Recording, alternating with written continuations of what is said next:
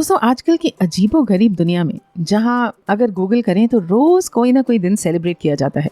जैसे tomato day, wave with all 5 fingers at your neighbour day, nose picking day. सच्ची, झूठ नहीं बोल रहे हम, ऐसा दिन भी मनाया जाता है। तो आज भी है एक इंटरेस्टिंग डे। आज मनाया जा रहा है सेल्फी डे। सेल्फीज़ लेना अब इतनी आम बात हो गई है कि क्या बच्चे, क्या यंग लोग और क्या बूढ़े, सभी इसी में लगे हुए हैं। कहीं दोस्तों के साथ इकट्ठे हुए और यादें कैप्चर करने के लिए निकाला फ़ोन और ले ली सेल्फी। फिर होता है उस सेल्फी का deep rooted analysis, specially group की लड़कियों द्वारा। कभी कभी लड़के भी देखते हैं। अक्सर सब अपनी अपनी पिक्चर देखते हैं कि कैसे आई और उस फोटो को या तो अच्छी या खराब घोषित कर देते हैं। और अगर सही नहीं आई हो तो दोबारा खींची जाती है, तिबारा भी खींची जाती है। वैसे आसान है ना, फोटो ठीक नहीं आई तो दोबारा खींच लो, पिछली वाली डिलीट कर दो। काश लाइफ भी ऐसी हो सकती। जो रास्ता चुना अपनी लाइफ के लिए वो सालों बाद ठीक नहीं लगा तो समय में वापस जाकर दोबारा सही वाला चुन लो। नहीं हो सकता तभी तो काश कहा। कभी अपने स्कूल की 11th या 12th की क्लास फोटो निकाल के देखें तो याद आता है कौन कैसा था, किसके क्या सपने थे, कौन क्या बनना चाहता था, कौन पढ़ाई में तेज था, कौन निखट्टू, कौन सबसे चुप और कौन सबसे शैतान, है ना। लेकिन अगर कुछ सालों बाद क्लास का रीयूनियन हो तो बहुत सारे सरप्राइजेस मिलते हैं। इन्हीं सरप्राइजेस को किसी ने बहुत बखूबी अंग्रेजी के कुछ लफ्ज़ों में पिरोया है। हम आपको सुनाते हैं उसका हिंदी अनुवाद। क्लास की टॉपर एक खुशहाल गृहिणी है। जो लड़का नटखट बैक बेंचर था वो आज एक एंटरप्रेन्योर है। जो लड़की उस समय गजब की फैशनेबल थी और सब सोचते थे कि फैशन डिज़ाइनर ही बनेगी, वो एक खूंखार वकील है। वो दब्बू सा लड़का जिसे सब इग्नोर करते थे और शायद बुद्धू समझते थे, वो एक प्रसिद्ध लेखक है। वो जो मैथ्स में फेल होता था एक फैशन डिज़ाइनर है। और जिसे अक्सर क्लास के बाहर खड़ा होना पड़ता था वो एक सम्मानित आर्मी ऑफिसर है।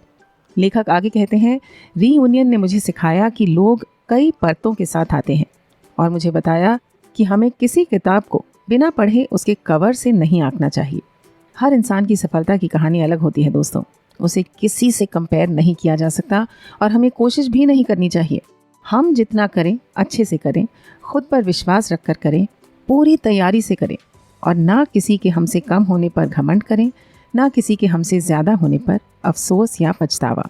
हर इंसान का इस धरती पर कोई ना कोई पर्पस अवश्य है दोस्तों, जो उसे पूरा करना है। ऐसा सिर्फ मेरा मानना नहीं है, कई लोग ये बात मानते हैं। आप आज नहीं मानते तो एक ना एक दिन ज़रूर मानेंगे। तो अपना पर्पस तलाश करिए, कभी ना कभी ज़रूर चमकेगा आपको। तो आज सेल्फी डे पर सेल्फी लीजिए एक नए आत्मविश्वास के साथ और मनाइए सेल्फ कॉन्फिडेंस डे भी।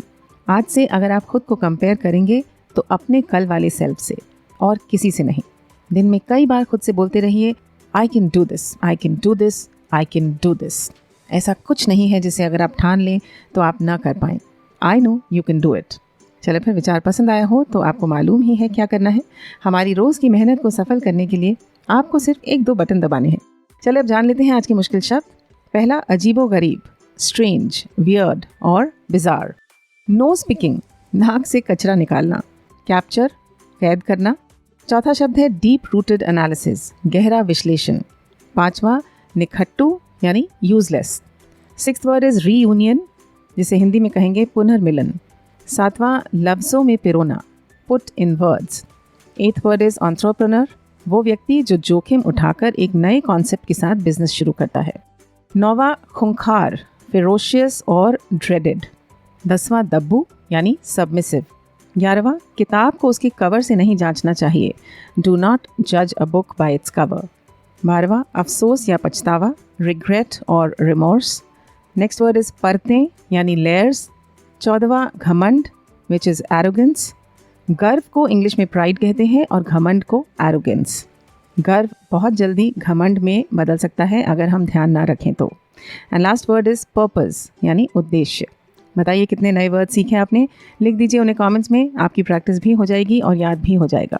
मिलते हैं कल, तब तक स्वस्थ रहें, मस्त रहें, सुविचार को सुनते रहें and have a great day.